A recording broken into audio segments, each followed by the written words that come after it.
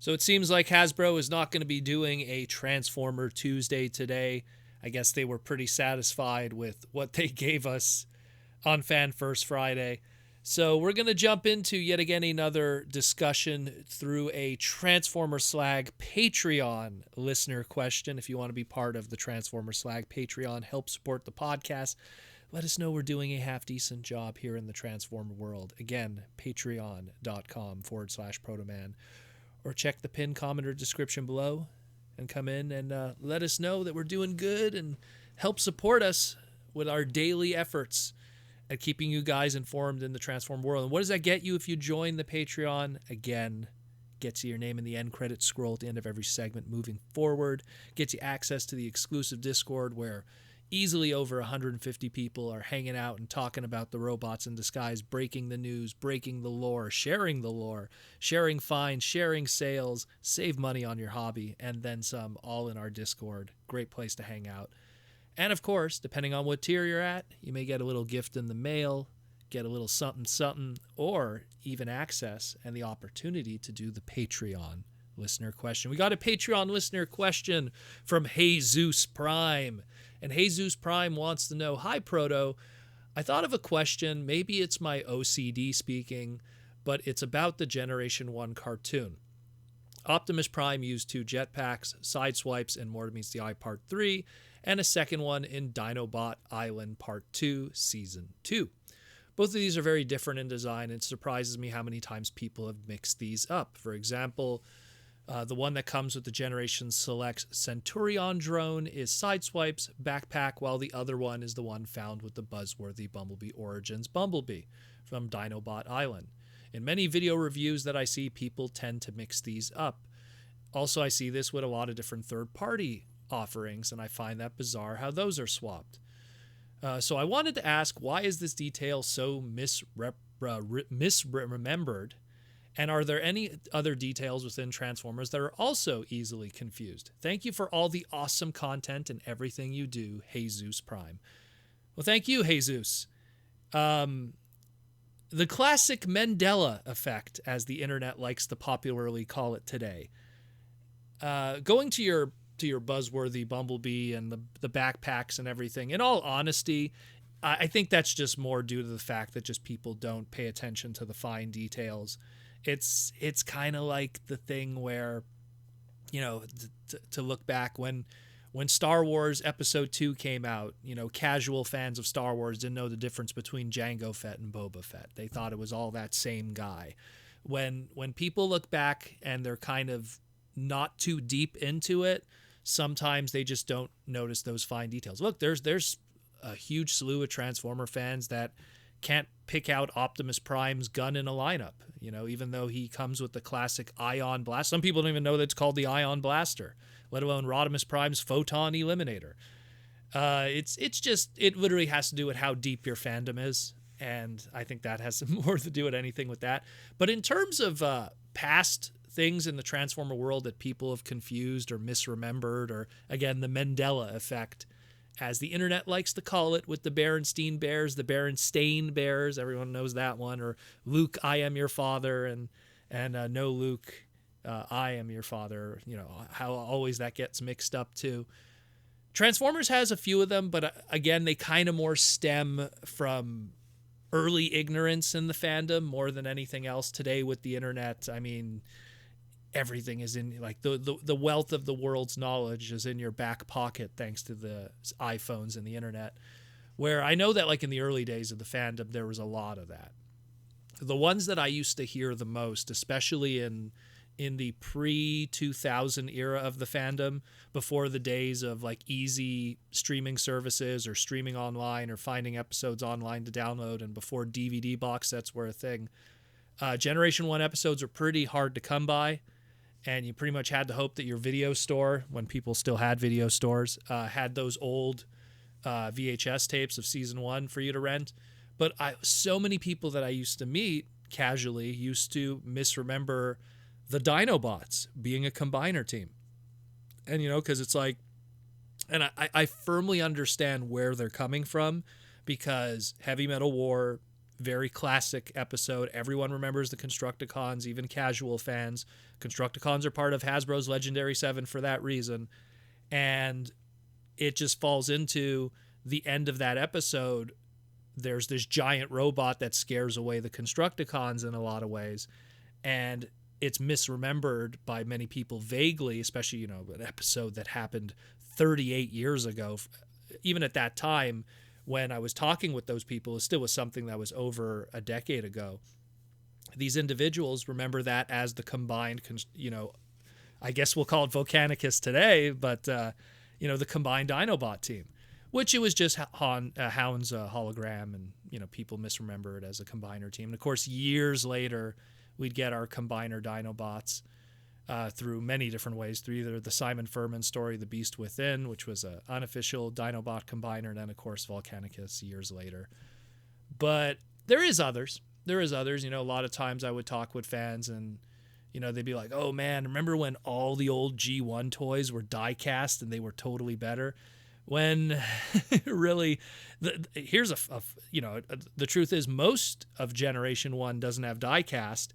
And even the ones that people remember, which is 84, 85, 86, even a lot of it doesn't have that much diecast. I mean, of the Microman molds, like Megatron and Soundwave, like, yeah, they have diecast in the feet and specific areas. But like every other Microman mold, meaning like all the mini bots and stuff like even Blaster, no diecast in that. And yeah, okay, yeah, there's pins and push rods and screws and stuff like that. Yeah, but I mean like solid die-cast, large pieces that made up a majority of the toy. Some of the other Generation 1 guys, the Diaclone molds, yeah, they had die-cast in specific areas. But by the time you get to like 86 and even more so in 87, and there's still plenty of years left in G1 at that point, there's almost no die-cast left in Transformers out of, again, pins and pieces and everything like that.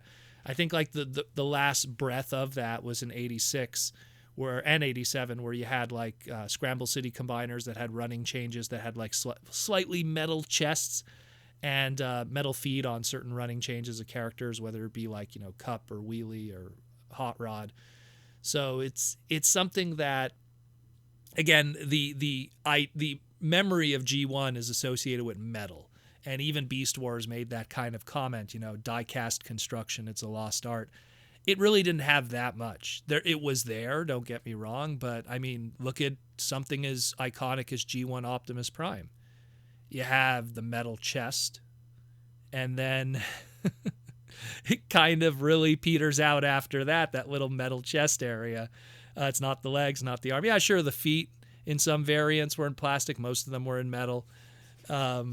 But it really made up only a small percentage of the toy. And yeah, then you could get into semantics. Oh, well, there's the metal plated version of his trailer and stuff. But yeah, you know what I mean. That's another misremembered one that happens a lot. Another one too was they had Blue Streak as a kid, and that's primarily because they probably found the instructions of Blue Streak and it had Blue Streak, and it had Blue Streak in the instructions. Or maybe they had the Diaclone bootleg or something, or the Diacron bootleg growing up, so they swore that they had the Blue Streak. But that's also one that's misremembered. There's a lot of them. Probably one of the more recent ones, I'd have to say, like in the post-2000 era of fans, one that's always misremembered. And this comes more from really casual fans. Just people pointing to like Masterpiece Optimus Prime and going, I had that as a kid. And these guys are like clearly over 35, and they're going, I had that as a kid. And it's like, well, you had an Optimus Prime as a kid. You just didn't have that one. Maybe I'm diving too deep into that.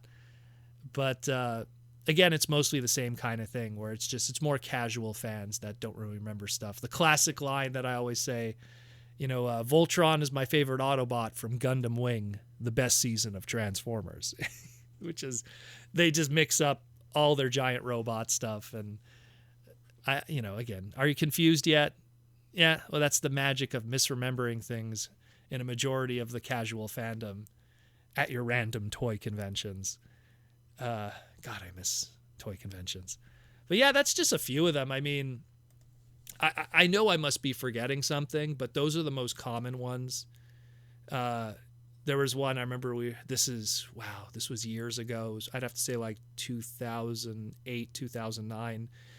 Sitting with Alex Milne at Fan Expo, and some guy seeing a Soundwave toy and like going like, oh yeah, I remember Dogbot. Yeah, the dog that used to come out of his chest. It's a lot of misremembered stuff, but it's not like a majority of the fandom. It's just a lot of casual fans. There was another one too, going to see the 2007 movie for probably the second time in theaters of the Michael Bay movies, and one of the ushers saw my Autobot t-shirt that I was wearing, gotta represent.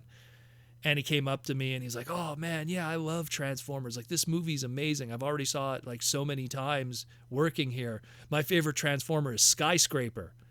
And I remember my brain locking up for a second going like, I know he's trying to say Starscream. Should I correct him? Just let it go. He means well. He wants to talk. He means well. So, it happens. I think it comes more from casual fans. I think that the larger percentage of the Transformer fandom has the basics down and they know what's up. And usually even some of that more iceberg kind of stuff, if you will, that iceberg kind of meme is even known by some of the more casual fans. And there really isn't an official Transformer iceberg. There's a lot of like fan-made ones and stuff. But I mean, even those iceberg ones are, it's pretty much well-known info for most of the stuff. And that comes from, especially when for years and years I was writing the trivia for the Transformers faction feud for TFCon. And it was very difficult because I used to always kind of coast on that line of, are these questions too hard or are these questions too easy? And it got to a point where one year I tried to make the questions a little easier and everyone was getting them right and there was no hesitation. And I started going like, okay, I really got to bump it up. And then I really went deep into the more harder stuff and obscure stuff. And when people would be like, man, these are hard. And I'd be like, well, you're in a Transformer trivia competition. You're supposed to be the best of the best. So that's why it's got to be hard. And giggity. And it's, I think it's worked out better that way, because people then walk away learning something from something obscure. And there is people that still manage to answer them, but it's now it's become like a 2 to 10 kind of thing, as opposed to some of the other years where it was just like, name all the Stunticons. And it was just like, oof, I thought like some people would slip up, maybe some people would forget, but no, that's common knowledge now today. Now it's like, I'm surprised if they don't know every member of Road Caesar. It's kind of like evolved into that in a lot of ways. So it is what it is. Anyways, maybe some other listeners could kind of post stuff that they've heard of things that people have misremembered in the Transformer world that have became like a majority. Like it's not just like a single friend or something. Like a lot of people have misremembered that. Again, the big one for me was Dinobot combiners. That was the one I would always hear from people. Oh yeah, they combined too, right? Like they all had memory of that, mostly from misremembering that one part of one episode from 38 years ago. If you have any others, I'd like to hear them. Post them down below. And if you want to ask a listener question like Jesus Prime, ask an awesome question like he did, again, or you just want to support the podcast and just want to throw us some bucks and let us know we're doing a decent job and come join us on the Discord.